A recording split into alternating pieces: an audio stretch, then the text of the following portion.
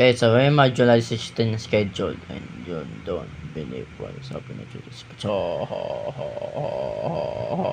4:45 a.m. live stream with a full charge on my cell phone, 100%. 3 a.m. watching the semifinals watch party lagi sa at home.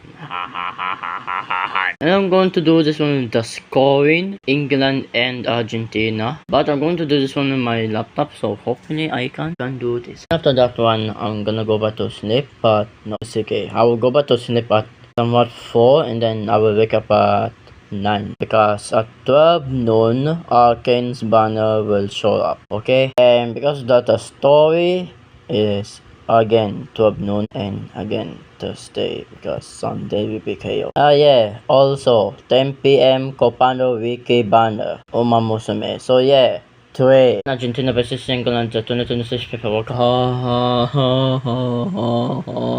Nice infields, new story events and new stories and new Arcane banner.